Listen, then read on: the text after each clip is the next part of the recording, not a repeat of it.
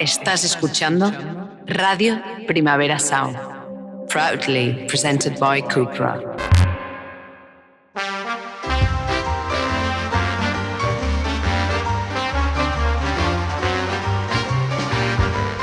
Mi perdición, un podcast de Filmin y Radio Primavera Sound, con Álvaro Augusto y Elodie Mellado.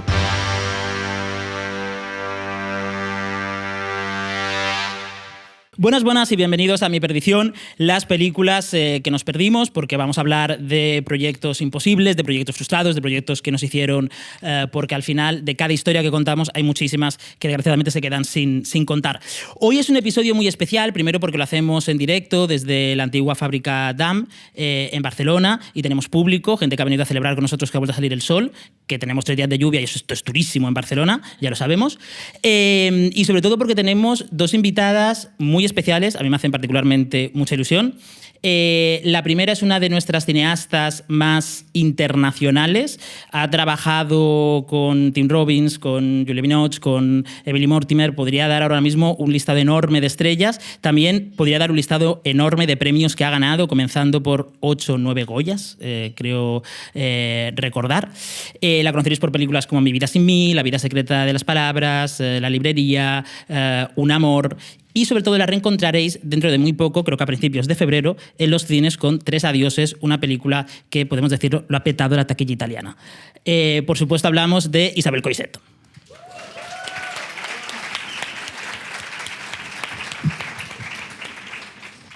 Y a su lado tenemos a la escritora y guionista ganadora del premio Gaudí y nominada al Goya por la adaptación de la novela de Sara Mesa, Un amor. Una persona que a mí déjame destacar y recomendar muy fuertemente una de tus novelas, que es Los astronautas, pero que por favor acercaros a cualquier librería y buscad un libro que lleve su firma, la firma de Laura Ferrero.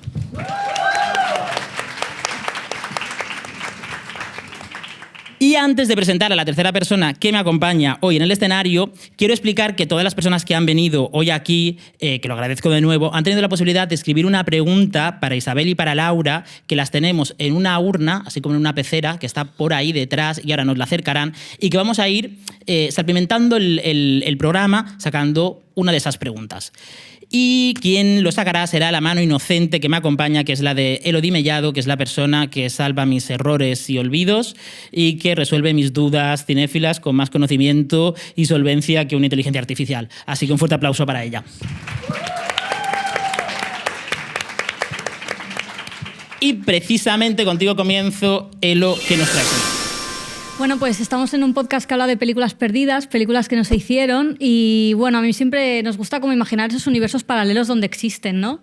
Y queríamos empezar hablando de un director español también, que también ha sido muy internacional y que Hollywood ha llamado muchas veces a su puerta, pero que muchas veces eso no se ha dado, ¿no? Y estoy hablando de Pedro Almodóvar, que después del éxito de Mujeres al borde de un ataque de nervios, Hollywood se volvió absolutamente loco con él y quiso como que hicieran un proyecto juntos, ¿no? Y entonces le lanzaron como diversos. Lo primero fue un remake de la propia Mujeres al borde de un ataque de nervios, donde sonaron los nombres de Jane Fonda al principio, incluso de Whoopi Goldberg.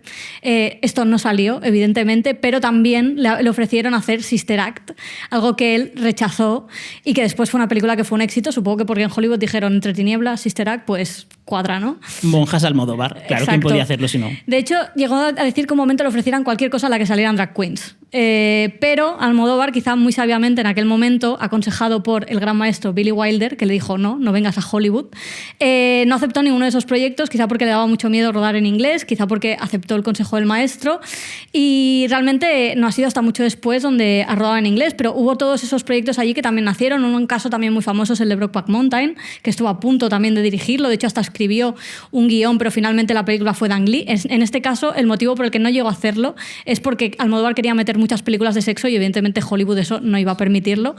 Y nada, esto fue como otro de esos directores. Ha habido muchos casos también. Yo iba a postillar que precisamente ahora que has mencionado Billy Wilder, Hollywood fue tremendamente cruel con Wilder. O sea, la última película de Wilder creo que es en el 81, él está 20 años más vivo, pero nadie le quiere financiar una película, los seguros no quieren cubrirle ningún ningún rodaje, y en un libro que se llama Mis conversaciones con Billy Wilder, de Cameron Crowe, él cuenta que durante esos 20 años él se levantaba de su casa, se iba a la oficina que tenía en Sunset Boulevard, donde escribía las historias, pero ya lo único que podía escribir era las respuestas a las cartas de los admiradores que le llegaban, porque ya sabía que nadie iba a financiar ninguna de sus historias. Pues fue en ese momento cuando se encontró con Almodóvar y fue cuando le dijo eso.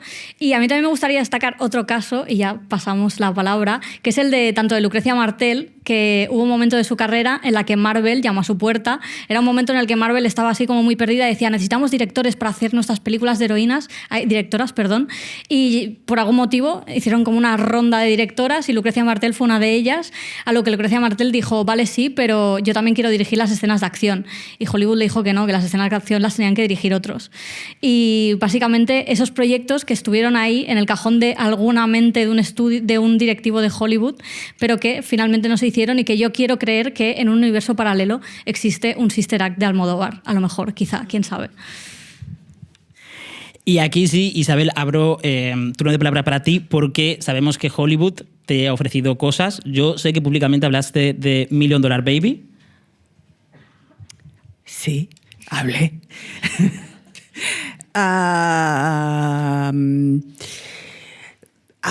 Es que Hollywood es muy raro, realmente.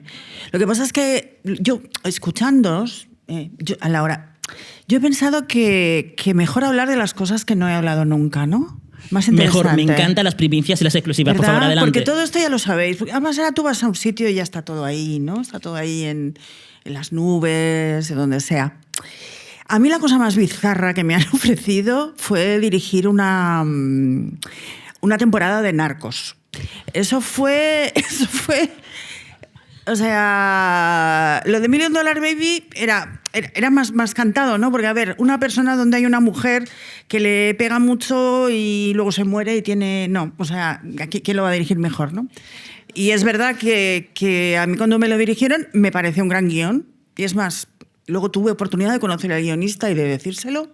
Pero claro, él era una película que la iba a protagonizar Sandra Bullock. Sandra Bullock, estupenda, si no tengo nada contra ella. Yo no la veía de boxeadora y cuando yo no veo una cosa es que no la veo. Entonces yo dije, vale, pero puede ser otra actriz. De hecho, yo había pensado en Chloe Sevigny para hacerla, pero en aquel momento pues los que poseían, los que tenían los derechos del guión, que era una compañía que se llama Lakeshore, que luego fueron los productores de Elegy, me dijeron que no, que Sandra Bullock que iba a hacerla, que ella era iba a ser también la productora ejecutiva, y yo creo que una actriz que te contrata y que encima va a ser la productora ejecutiva, mal. Y tuve una gran conversación con ella donde no hablamos de nada profundo ni de nada que tuviera que ver con el guión, pero yo ya vi que allí no, que es que no nos íbamos a entender. Entonces pues dije que no. Luego evidentemente pues vine a Clint Eastwood, y si Clint Eastwood quiere hacer la película y quiere poner a otra actriz, pues los de la productora dijeron que sí cuando a mí me habían dicho que no. Pero bueno, es así. Lo de Narcos sí reconozco que ahí tuve un momento de decir, ¿qué han visto en mí para que yo dirija Narcos? Hay algo en mí, ¿no? Y entonces yo en plan de chiste les dije, sí, lo voy a hacer. Y me acuerdo que escribí, y esto se acuerda también una amiga nuestra, Jennifer, le digo, mira, voy a escribir que si la temporada está de Narcos, en vez de matarse y secuestrar y cortarle manos a la gente, pues todos los narcos están en la cárcel, y entonces allí hacen un club del libro, un book club, y todos descubren Orgullo y Prejuicio. Y comen bien también, ¿no? Sí, y me acuerdo que se lo enseñé a una amiga nuestra, una aspirante a cineasta, que algún día era una película, tardará, pelará. Y nada, les envié el mail y nunca más supe nada. Qué raro, ¿verdad? Porque yo creo que era una idea fantástica, ¿no? Todos allí... Bueno, quizás una película dentro de unos años y han cogido esa idea y... Algún día la verás, no sé, yo veré cómo se llama la directora esta, a la que también ofrecieron y lo hizo, la Chloe Zhang, ¿no? Sí. Hizo The Eternals con Marvel. No debería, yo creo. Bueno, tiene una casa con una piscina muy grande. Sí, debería. Sí, ¿por qué no? A mí también me gustan las piscinas, pero no tanto. Bueno, de hecho, hay una anécdota muy divertida de Michael Caine que dice que hizo Tiburón, creo que era la 3, porque quería comprarle una casa a su madre o algo así. Y es como, en plan, no shame, pa'lante. Yo he escuchado a Michael Caine en más de una ocasión decir: mi motivación es el dinero. Sí, sí, sí. Sí, no, la mía también, pero me da vergüenza decirlo, pero bueno, ya que... o sea, Ahora que has dicho lo de Sandra Bullock, hace poco leí una entrevista con ella que decía que su sueño era haber protagonizado $1 Million Baby, pero que nadie la quiso nunca. Supongo que también porque Clint Eastwood la echó y tal. Yo creo que ella le llegó solo de quería Isabel. ser la chica del $1 Million y nadie le dejó. los celos, no, claro, sí, ¿cómo le van a dejar, no? Porque aparte, o sea, vamos a ver, si a mí Speed me gusta, o sea, y ahora podemos decir una cosa A ver, comenta, no sé. relacionada con Speed, que también es una primicia. No sé, ahora me estoy perdiendo. A ver. Que las dos, ¿a quién hemos visto en Broadway? A Keanu Reeves. Hace poco Haciendo... Esperando a Godot. O sea, fui a ver hace como un mes a Isabel y me dijo, tengo una sorpresa para ti. Había comprado un par de entradas para ver a Clint Eastwood, te iba a decir, a Keanu Reeves en Broadway esperando a Godot. Tengo que decir que me gustó, lo que pasa es que estaba con un poco de jet lag y 2 horas y media, Isabel, al final se hacían un poco cuesta arriba porque a Keanu le veías media hora, estabas emocionada con él un ratito, pero después se hacía un poco larga, ¿no? ¿Cómo lo ves? Sí. Yo es que aquí ya no sé qué, ahí tengo una espina yo clavada. ¿Le conoces? No, pero tengo una espina clavada. Tengo una espina clavada. Actor, yo nunca, o sea, muy bueno no es, pero... Tampoco, o sea, está bien. No, es correcto, pero es tan guapo, es que me sigue pareciendo tan guapo. Y yo encima digo, bueno, vamos a verla y así se nos quitará la fantasía y no. Porque parecía majete además, parecía. Yo recuerdo la película que hizo con Gus Van Sant, que hacía como de chapero, si no recuerdo mal.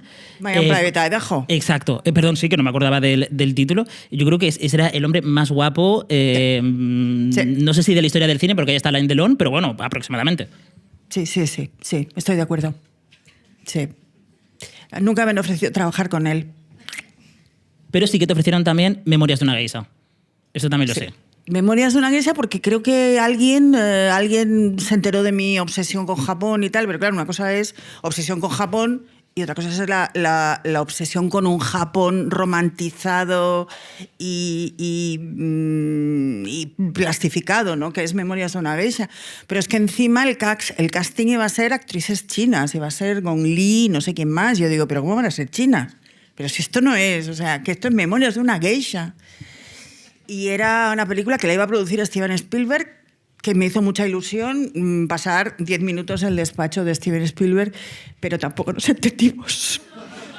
Tampoco ahí, tampoco, porque lo primero que le dije, no, si todo muy bien, pero las actrices tienen que ser japonesas. Mal. Yo soy una gran especialista en decir lo que no se debe decir. Y hoy, en estos días, estos meses que he estado dando clase, una de las cosas fundamentales que se necesita para dirigir películas es mentir, todo el rato.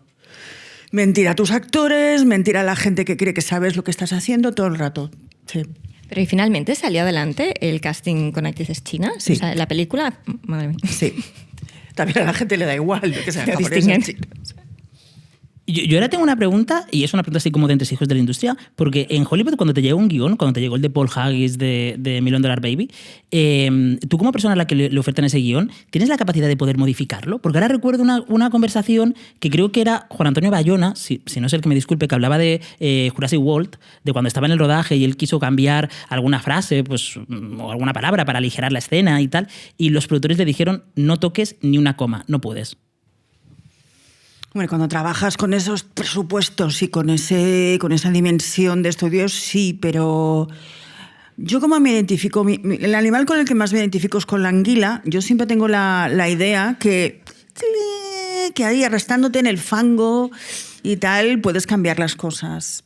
Lo que pasa es que, claro, también, vamos a ver, si tú dices Jurassic World 17, pues ¿para qué vas a cambiar nada, no? Si ya les ha ido bien. Ya. A ver, que el monstruo ruge, bueno, que el dinosaurio ruge así o así.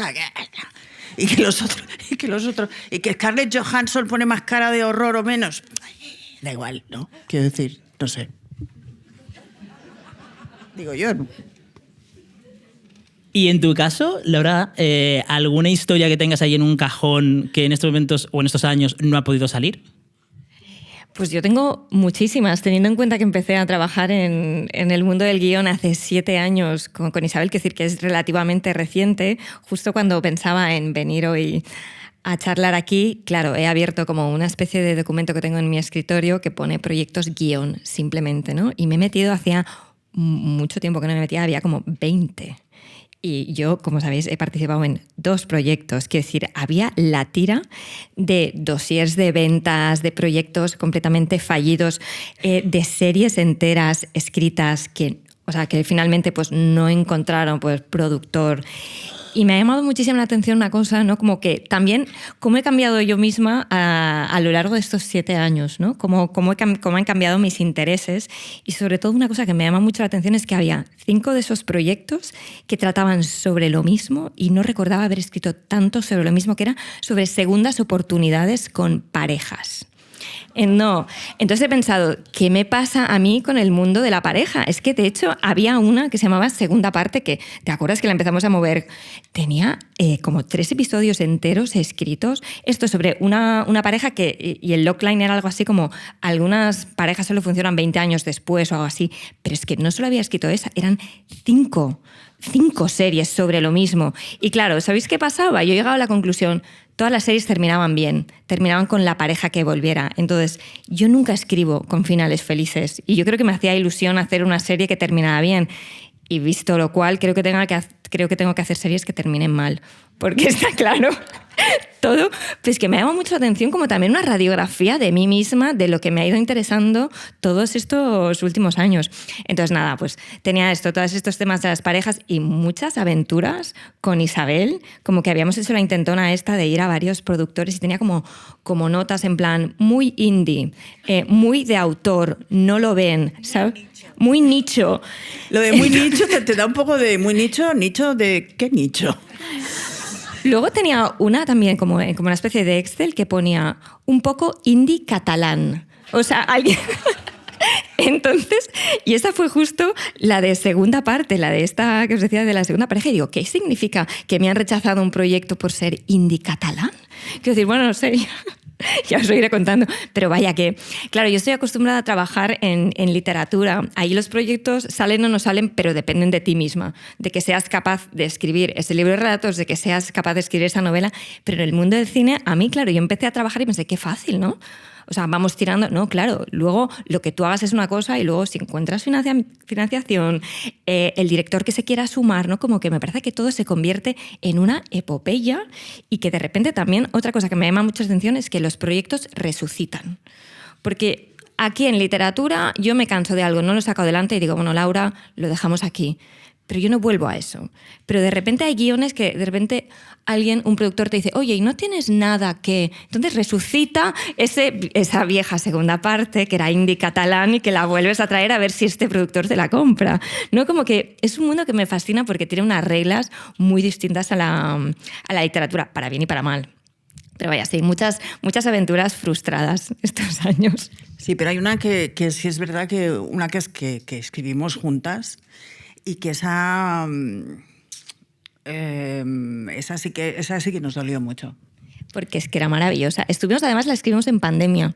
O sea, Isabel y yo nos conocimos poco antes de la pandemia y empezamos, siempre digo, ¿cómo une, no? Cuando conoces a alguien en esos momentos extraños. Además somos vecinas, vivimos súper cerca y para mí ir al despacho a ver a Isabel y seguir trabajando en esa serie fue, o sea, no lo que me mantuvo, pero sí, fue como un proyecto como muy importante y fue tan decepcionante porque era maravillosa esa serie. Y llegamos 8 episodios, hicimos. Sí, escribimos 8, la segunda parte de Foodie Love, la escribimos... Ya parecía que sí. Que sí, y no te viste que no vas. No vas. ¿Por qué? Nunca lo supimos. Nos dieron una nota. No. Indie catalán, ¿no?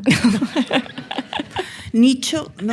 Exacto. No lo sé, sinceramente no lo sé. Creo que también hay un momento que hay que dejar de preguntarse por qué no y seguir adelante, porque también hay gente que yo lo veo cada día, ¿no? Que se frustran cuando un proyecto no sale, pero es que hay que empujar, hay que estar como los estos que están ahí, ¿cómo se llama? Los No estoy muy lúcida hoy, ¿no? Los de los bolos que hacen blup, blup, blup, blup. Los saltimbanquis, vale. Eso. Los que hacen malabares. Hay que hacer malabares con muchos para que salga uno. Y esto lo hemos comentado alguna vez en el podcast cuando tú escribes un guión, cuando escribes Jurassic World no, pero cuando escribes un guión como podría ser, pues no sé, algo un poco autobiográfico o algo que escribes apelando a gente de 30 años, porque tú tienes 30 años y por lo tanto estás hablando un poco de tus vivencias, de tu mundo interior. Claro, cuando pasan 5, 6 años hasta que tú puedes levantar ese proyecto que ya habla de un yo que es pasado, que ya no eres tú en ese presente, todo eso también es difícil de gestionar. A mí me está pasando ahora, compraron la opción, que esa es otra cosa, ¿no? Que compren la opción, yo pensaba que era como que ya iba a salir la película y no. Bueno, compraron la opción de mi primera novela, que la escribí cuando yo tenía 30 años, que vas a hacer con el resto de tu vida. Y claro, para hacer el pitch tuve que volverme a leer la novela y pensé, ¡qué terror! Porque de alguna manera yo ya no soy esa persona, no me interesa lo que decíamos antes, hay algunos temas que sí que han sobrevivido, pero es que hay algunos que no. Y de repente me resultaba como muy extraño no tratar de complejizar a esa protagonista que tenía 30 años y un poco la cabeza en las nubes, ¿no? Como que tienes como...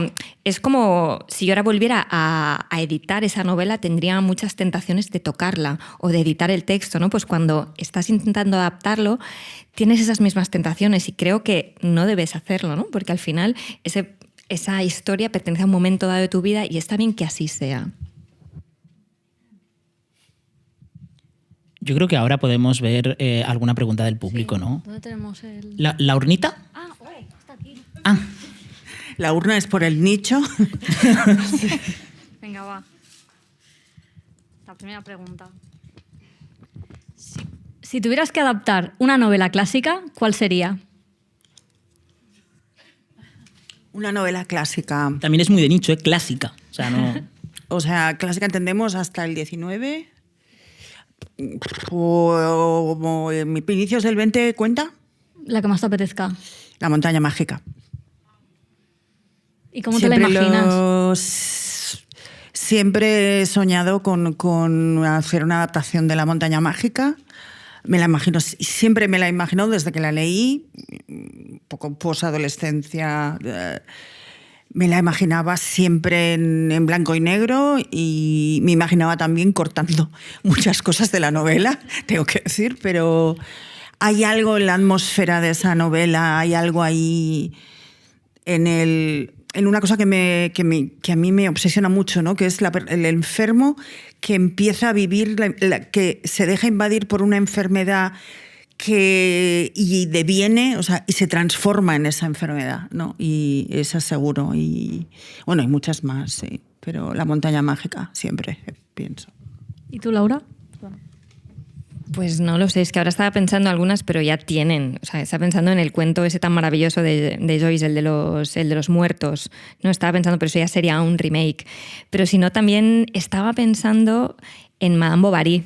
Madame Bovary es, yo creo que la obra que más me ha marcado a mí. Hice un trabajo cuando era muy joven, ¿no? Como hoy estuve mucha época, o sea, mucho tiempo como en ese universo y la verdad que me gustaría tratar de hablar de Emma ahora. Pero vaya, lo veo como algo como bastante difícil. No, pero al final las pelis que han sido como los libros que han sido tan adaptados, al final siempre cuenta mucho la visión del director que lo hace, ¿no? Por ejemplo, ahora la nueva adaptación que va a salir de Wuthering Heights, la directora decía que no va a ser tanto una adaptación de la obra, sino como la sensación que tuvo ella la primera vez que leyó esa obra. Sí, y ahora hay otra directora que a mí me gusta mucho, que es Reed Morano, que acaba de dirigir un remake de Cape Fear, ¿no? Y yo le preguntaba... pero claro, es que ver Cape Fear han habido también muchos remakes, ¿no? Y yo creo que hay un momento que si amas algo y lo haces tuyo, de alguna manera todos los precedentes, o sea, por muy icónicos que sean, los olvidas, ¿no? Y lo haces. Pero no lo sé. También es verdad que hacer una adaptación, porque claro, Madame Bovary ha tenido muchas adaptaciones, ¿no? Y sin embargo, no sé, yo siempre, cuando hablamos, por ejemplo, de apropiación cultural, yo siempre pienso en Madame Bovary. Madame Bovary la escribió un señor con bigote que se llamaba Gustave Flaubert. Y yo cuando leo Madame Bovary pienso, Madame Bovary, c'est moi. Igual que él dijo Madame Bovary, c'est moi, ¿no? Y pero no sé si me gustaría hacerla, no sé qué decirte. Bueno, yo creo que es lo que decíais ahora, yo me la apropiaría, ¿no? Haría mi Madame Bovary. O sea, yo me pasé tanto tiempo, o sea, ¿cuántas veces habré leído esa novela, ¿no? Como que casi define una época de mi vida, de los 16 a los 18 años, porque además preparé como el TFG, o sea, y fue como mi primer trabajo como sesudo, así como entre comillas, largo. Entonces me parece como que tendría, de alguna manera, hablar de Madame Bovary sería hablar de mi yo de cuando tenía 16 años, ¿no? Como que cada uno nos acercamos a eso que nos marca desde la persona que somos. Así que yo creo que el tema de hacer remakes es infinito, ¿no? Y me parecería súper interesante pues, ver tu aproximación, por ejemplo, a Madame Bovary. La esperamos. El musical. Pues mi siguiente pregunta era precisamente ¿de qué historia harías un remake? Que no tiene por qué ser una adaptación literaria. Un remake de una gran de cine, película, o sea, ¿no? Bueno, no sé, como acabo de ver, tengo que decir que solamente por el puro placer de hacerlo, no porque crea que lo puede hacer mejor, que seguramente no lo puede hacer mejor, ¿no? Pero yo cuando ahora pues vi Nouvelle Vague en una sala de cine, pensé, a mí me gustaría que esta película durara más y a mí me gustaría vivir en esa película. Y solo por eso me gustaría hacerlo. Pues mira, yo me quedaría con una película que vi hace muchos años. A mí me impresionó mucho cuando estaba en la universidad Susan Bier. Yo no la conocía, veía muy poco cine de autor y es una mujer que me impresionó mucho, en especial una película que se llama Después de la boda, en la que sale un amor que tenemos también compartido Isabel y yo, que es Mads Mikkelsen. Entonces, es una película que revisité hace poco, creo que es de 2006, y creo que no se aguanta demasiado bien en el tiempo y pensé, esta es la mía. Pero Matt sí. Matt siempre, pero la historia... Matt sí que ya no. En Madame Bovary, ya está, ya lo tenemos. Eso es un pitch, ¿no? Matt como Madame Bovary... Yo lo veo también. Yo lo veo, yo lo estoy viendo ya. ¿Sacamos otra?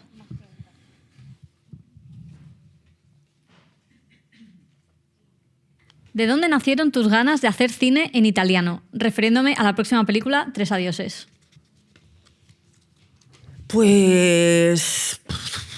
no lo sé. En principio, mi italiano no es italiano, es itañol, que es la mezcla de italiano y español. Pero un productor italiano que desde hacía muchos años me enviaba libros y guiones y cosas y nunca me gustaban.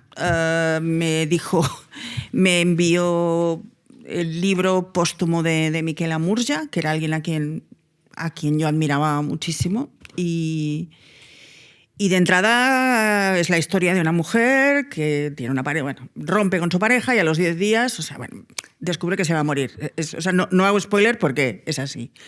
Vamos, la sinopsis la lees y es así. Él me dijo esto y yo le dije, Ricardo, no. Gracias. Te agradezco tu interés por mí, de verdad eres majísimo, pero no... Y sin embargo, entonces, bueno, pues, insistió, me la envió y pensé, sí, quiero hacerlo. Y sobre todo, lo primero que pensé es que era que el personaje que me gustaba de esas historias, porque había... Trecciotto es un libro de 14 relatos y al final son 2 los que hacen la historia. Y lo primero que dije es, vi a Alba Rochbacher, y pensé, bueno, si Alba la hace, pues yo la haré, y la hizo y aquí estamos. Sí. Y se estrena el 7 de febrero. Que me han dicho que lo diga, que lo tengo que decir, que yo nunca lo digo. Pues lo digo. Yo tengo una pregunta para Laura. En tu caso, que eres escritor y guionista y por lo tanto la palabra es, digamos, tu material de base, ¿tú te verías escribiendo en otro idioma? Porque en esto que fue absolutamente pionera. Tú hiciste Cosas que nunca te dije en el 98, en inglés, en un momento donde tampoco los cineastas españoles estaban tan acostumbrados a irse fuera y a trabajar en otros idiomas. No, llamarte cosmopolita era un insulto, ¿verdad? No, mira, yo ahí distinguiría, por ejemplo, un guión lo podría hacer en otro idioma. O sea, a mí me dices que escriba, yo qué sé, pues un guión en inglés o un guión en catalán, y no, o sea, en inglés tendría un poco más de problema, pero no habría... Pero yo creo que me atrevería. Pero no podría escribir una novela en otro idioma, porque mi lengua literaria es el castellano. Hace poco me llegó una propuesta preciosa de una editorial de aquí y me dijeron que hiciera como un ensayo pequeño sobre lengua, identidad y memoria, pero que lo hiciera en catalán, y lo empecé y no era yo.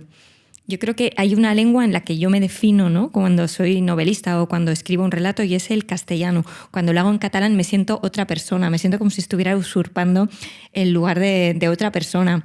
Entonces me resulta incluso extraño, ¿no?, porque es lo que te digo, si mañana pues pudiera hacer un guión en otro idioma, pues es que lo intentaría sin dudar, ¿no?, porque siento como que al final un guión nunca es un producto final.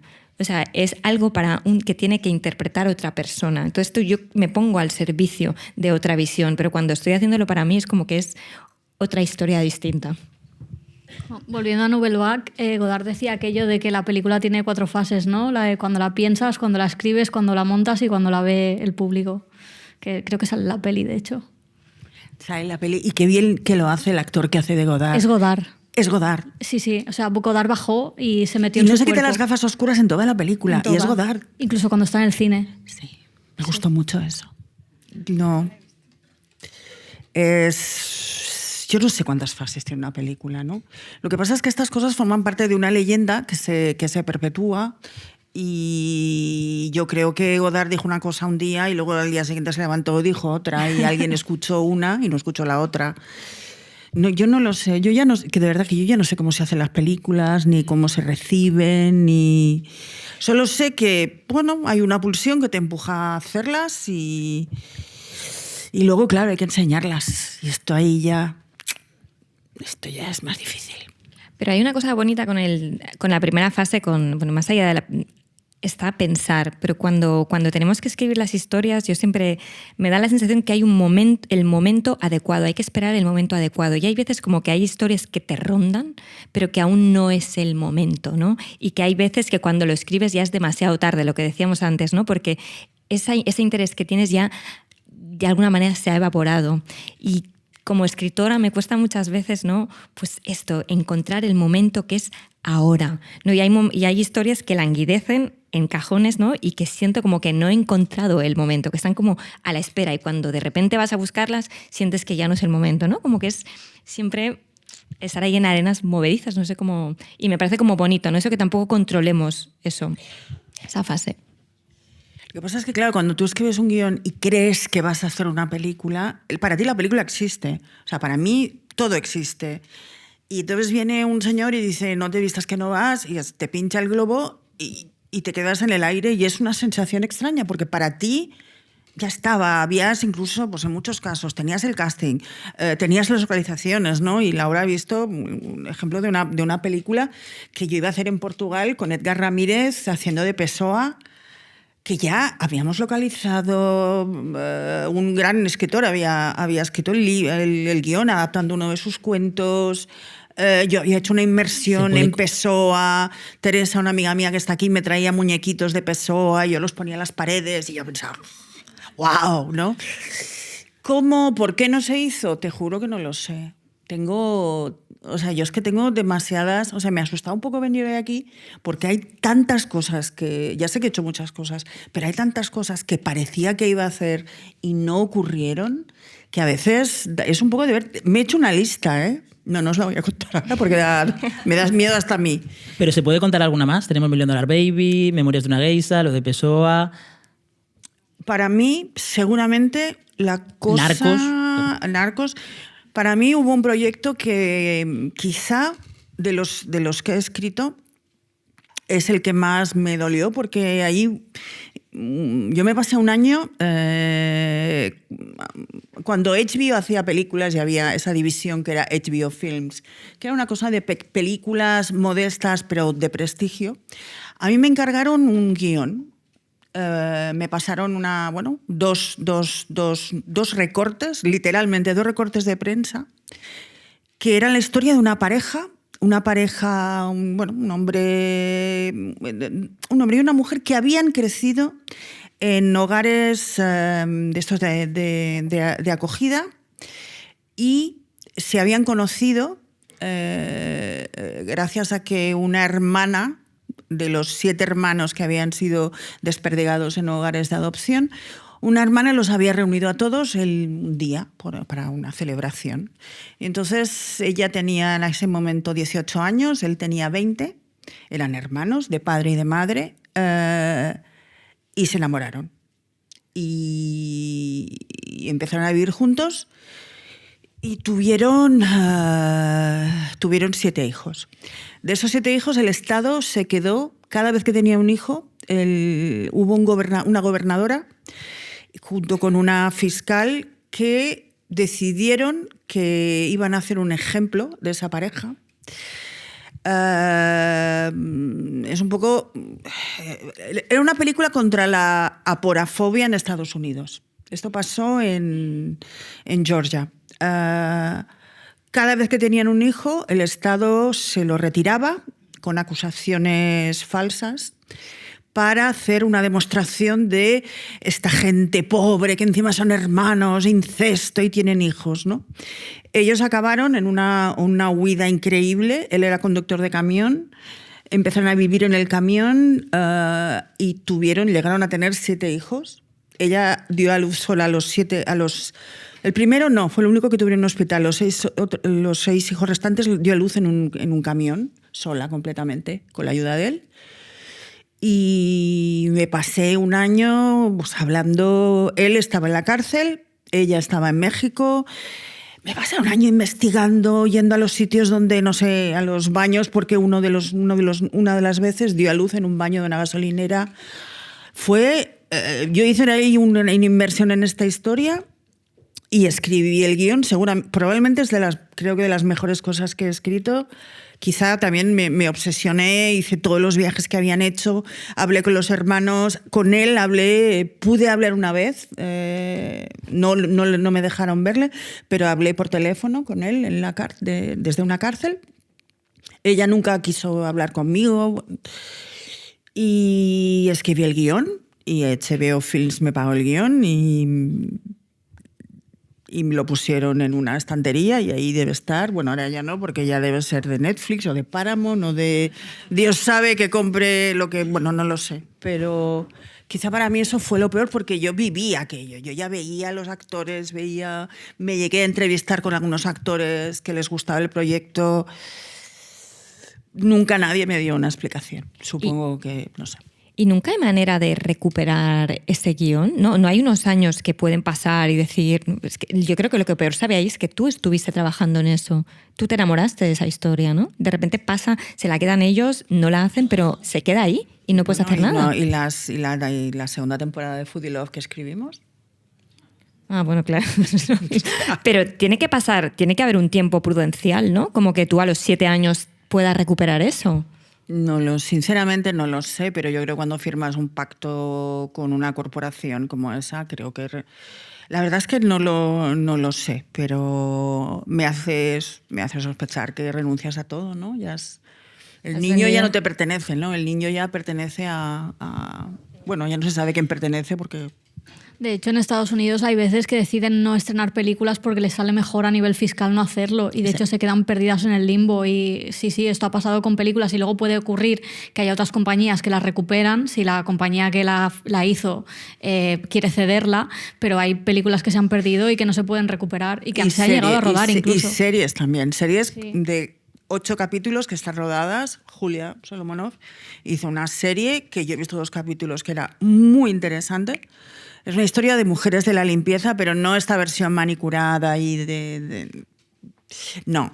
Y esa serie está también puesta en una estantería de Disney. ¿Y HBO te dio alguna razón cuando no salió esta peli de los hermanos? No. ¿Directamente te dijeron cancelamos el proyecto? Primero me dijeron que no habían conseguido tener los derechos de la vida de la autorización de... ella había dado la autorización, pero él no. Porque entonces en ese momento, evidentemente, cuando has tenido 7 hijos con alguien, te los han quitado, te han perseguido y pasaron cosas horribles, ¿no? Les pasaron cosas horribles y se separaron. de alguna manera parecía que si uno daba permiso, el otro no. Y cuando el otro daba el permiso, había ahí una... Esto fue la razón que me dieron, pero yo nunca la creí. ¿Y no nos vas a decir cuál intuiste que era la razón real? La razón real es que yo creo que la película me da la sensación de que era demasiado... Yo no estaba, yo estaba con ellos. O sea, yo estaba con esa pareja, no estaba ni con la fiscal ni con la gobernadora. Creo que todos los comentarios, el subtexto que era la película, que era la porafobia, ¿no? El odio a los pobres, que a mí era lo que me fascinaba de la película, porque al final todas estas cosas que incluso ahora oímos en todos los partidos fascistas, ¿no? Esta cosa de los inmigrantes nos copan los trabajos y tienen ventajas y les damos una pensión, era lo mismo de estos pobres que tienen hijos y les damos pensión y les damos food stamps, ¿no? Estos cupones de comida y que están arruinando el sistema. No lo sé, sinceramente no lo sé. Seguramente también hubo cosas internas, porque, claro, todas estas corporaciones, de repente tú hablas con una persona que es tu interlocutor y llega el momento de acabar la negociación y ya tienes a otra, ¿no? Entonces, el pertenecer a un lugar donde... O sea, una cosa es una película que tú sabes, este es el productor y este más o menos arriesga su dinero, su prestigio. Una corporación, al final, no es nada. ¿Quién es Ted Sarandos, no? ¿Qué es? ¿Por qué este señor? ¿Por qué este señor que está siempre sonriendo con cara de lobo? ¿Por qué tiene que decidir qué películas se hacen y qué películas no se hacen? ¿Por qué tiene que decidir que le da 150 millones para que los tire Noah Baumbach y no le da a 17 cineastas con proyectos 1000 veces más interesantes y que también gustarían, pienso, ¿no? Creo que todos estamos buscando justificaciones por qué se hacen las cosas. Las cosas a veces no tienen ninguna justificación. Son porque sí. Y yo en el mundo del cine he visto muchas más veces de las que me hubiera gustado esto es porque sí, pues porque le cae bien, porque le parece que tendrá más prestigio si apoya esto y no lo otro. Pero a la vez, esta cosa corporativa, ¿no? De la gran institución, ¿no? ¿Quiénes son estas personas? Warner sería lo que fuera, pero en un inicio pues había un señor que pues a lo mejor lo hacía porque se quería follar Rita Hayworth, pero al menos había una razón, y al menos era su dinero. Ahora, ¿no? Cuando muchas veces pues piensas, ¿qué les gustaría a esta plataforma? ¿O qué les gustaría? Dices, pero al final, ¿qué es esta plataforma? ¿Y quiénes son? ¿Y quién es el que va a decidir, ¿no? ¿Y por qué va a decidir una cosa y no otra, ¿no? Pero ¿y a qué le dedican el tiempo libre? Exacto. O sea, A jugar al golf. Probablemente. sí. Yo el otro día, de verdad, vi algo y tengo que decir que gracias a Dios que un amigo me frenó, porque vi a Ted Sarandos en un party de estos, de una película espantosa, ¿no? Que era como... Pensaba, qué desperdicio de talento y de dinero, ¿no? Y gracias a Dios me detuvieron porque estuvieron... Yo no lo puedo soportar a este hombre. Hay algo ahí que pienso, todo lo que le gusta a este hombre no está bien. Sacamos una tercera pregunta.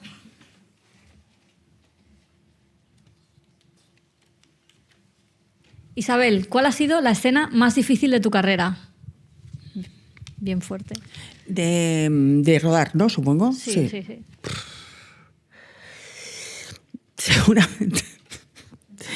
Seguramente la escena más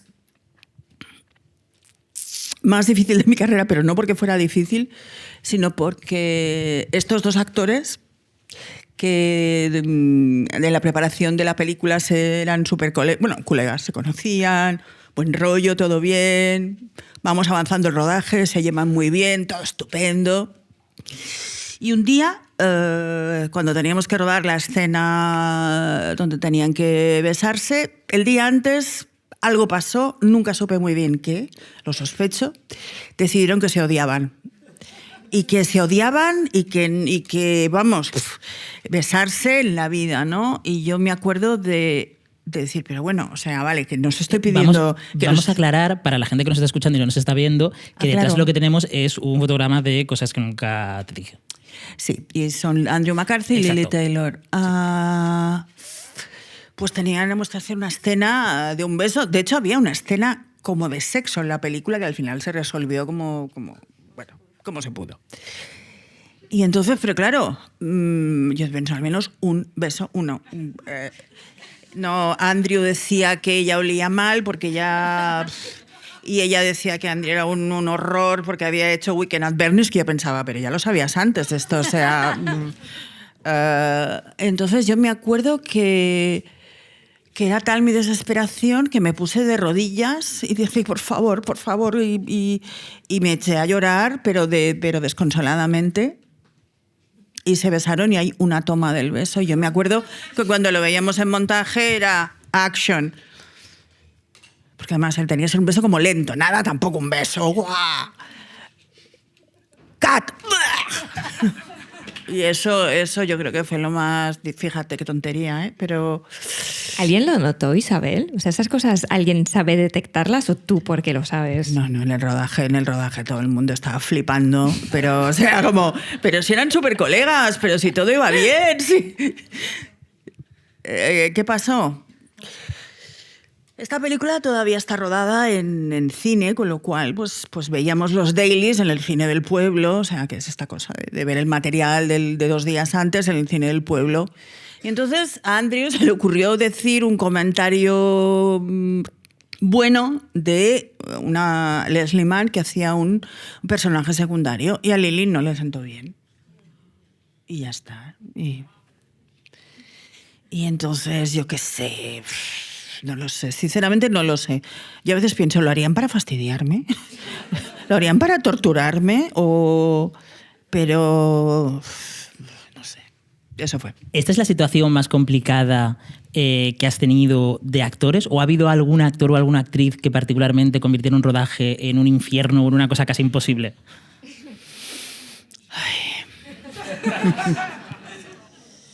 A ver,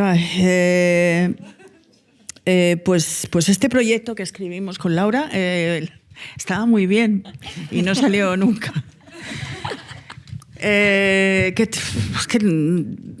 Mira, yo amo a los actores. No considero que... Creo que lo que hacen es lo más difícil de todo.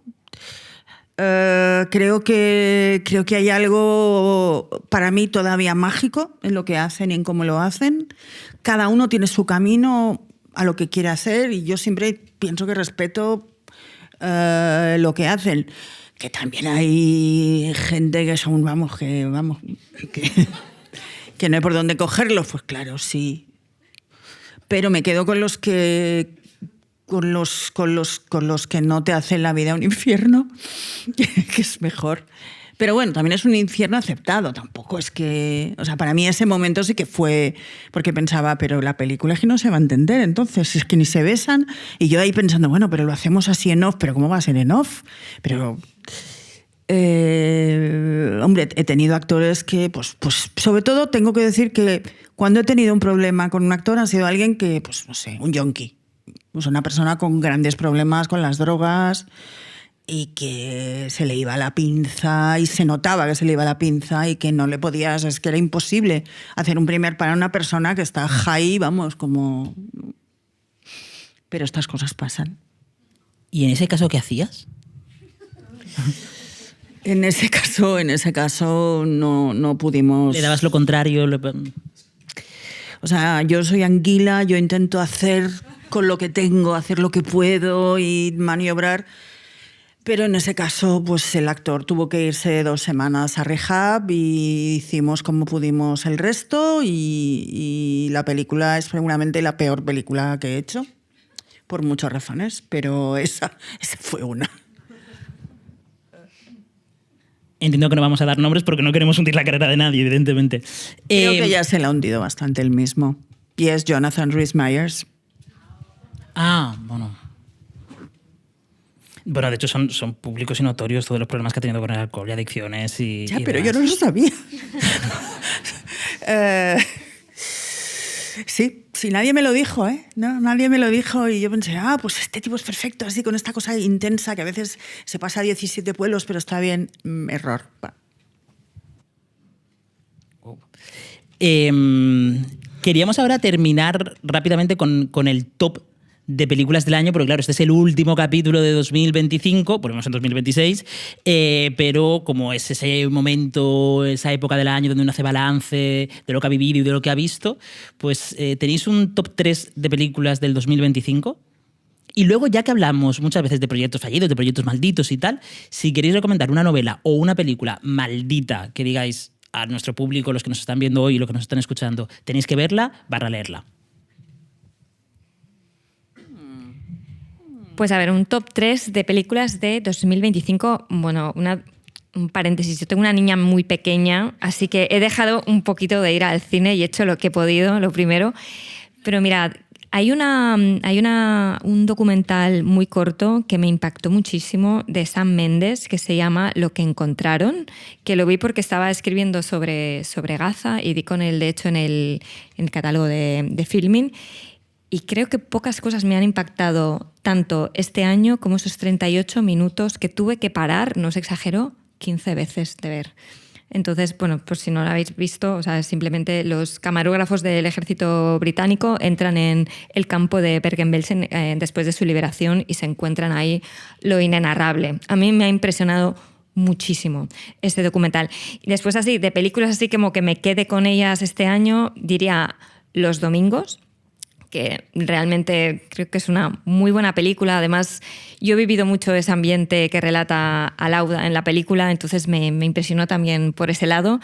Y después, hace un par de semanas, vi la de Valor Sentimental. Valor Sentimental, bueno, es que podíamos discutir mucho con Isabel. Ya hemos discutido esta mañana. No vamos a hablar. No vamos a hablar. A mí me encantó, pero me encantó sobre todo la última parte y en especial hay algo de la última escena de la película que supongo que me toca también en un tema como personal y me hizo pensar y me hizo replantearme muchas cosas, ¿no? Entonces yo también pienso que hay veces, ¿no?, que llega una película en el momento adecuado, ¿no?, que hablábamos antes, y para mí fue Valor Sentimental, que le gustó muchísimo a Isabel, ¿no? Podríamos empezar por ahí a preguntarle. Mis labios están sellados. ¿Tu top 3 del 2025? Pues que hay tantas. Yo creo que la película que más feliz me ha hecho ha sido Nouvelle Vague. Yo quiero vivir en esa película y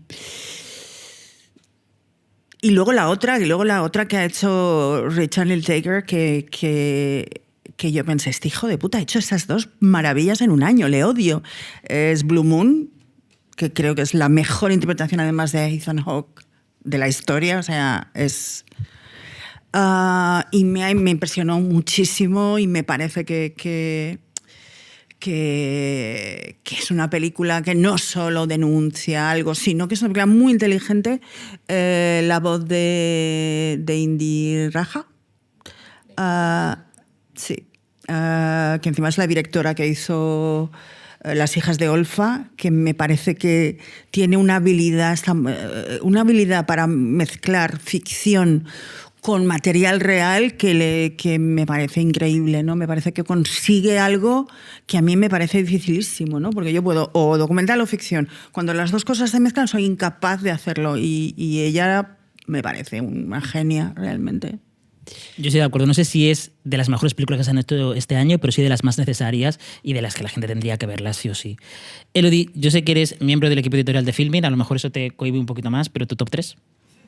Bueno, pues yo coincido con Isabel. A mí me flipo Nouvelle Vague. También quiero vivir en ella. Me parece que el retrato que hace de Godard, tan desenfadado, tan como jovial, que se ríe de sí mismo, no sé, es una película preciosa que se estrenará en enero en cines. La estrenará Elástica. Y creo que luego también me ha gustado mucho Eddington, de Ari Aster, aunque sé que es una película muy fallida, pero a mí también me gustan un poco las pelis que son fallidas. John Waters la ha puesto en el número 1. El listado de final de año de John Waters es una cosa que tienes que ver siempre. Es el mejor. Es el mejor. De hecho, listado. yo eliminaría todos los listados que se hacen de las mejores películas y solo dejaría el de John Waters. Él como el oráculo, ¿sabes? El que dictamina lo que está bien y lo que está mal en el cine de ese año. Y puse en el número 1 Eddington. Sí, bueno, me parece que es una peli que quizá con el tiempo se resignifica, no sé, pero creo que habla muy bien del mundo que quedó después de la pandemia. Y luego la tercera, ahora estoy un poco... no sé, quizás Sinners me gustó mucho. Sinners está muy bien. Sinners está muy bien, sí. Está muy bien. Y mira, lo dejo aquí. Pues nosotros también lo dejamos aquí. Así ¿Y las que... tuyas? Ah, las mías, yo también tengo que decirlo. Claro, ya que Bueno, somos. no hace falta, ¿eh? No. No hace falta, ¿no? Yo creo que podemos terminar ya. Bueno, yo se lo No, diré que coincido. Dilo, sí. Coincido bastante con tu opinión sobre valor sentimental. ¿Ves? Pero a ver, Sí, comentadme lo a mí. siento. ¿Pero qué le veis? Bueno, Isabel ya me lo ha contado, pero tú, por ejemplo, que es... A mí lo que me pasa con esta película es que encuentro que es como demasiado discursiva, que no sabes muy bien al final de qué te está contando, si es el proceso creativo de él, si es el conflicto paterno-filial que tiene Claro. con su hija, si es la familia en la casa. O sea, hay cosas de la película que me gustan mucho, sobre todo los momentos en los que se centra en la casa y que a partir de ella Sí. te cuenta toda la historia familiar, pero claro, es que se acaba yendo hasta el nazismo. O sea, ha decidido este hombre hablar de todo en una misma película y me parece que es intentar abarcar demasiado. Bueno, a mí me parece justamente que eso es lo bueno, ¿sabes? Todos esos hilos que de alguna manera para mí convergen en la última escena, pero lo vamos a dejar aquí, no os preocupéis. Pero bastante divertido el momento de que le regala al nieto la pianista. Es lo único. Eso está es bastante lo único, bien. Lo único. Es lo único que pensé. Ahí, mira. Y pensé, si hay más así, me va a gustar. Luego ya no. había. Bueno, pues ahora sí, muchísimas gracias por venir a todas las personas que lo han hecho en la antigua fábrica DAM. Muchísimas gracias por acogernos y sobre todo muchísimas gracias a las dos personas, bueno, iba a decir personas, no, a las dos instituciones que hacen posible este podcast, que son Filmin y Radio Primavera Sound. Muchísimas gracias.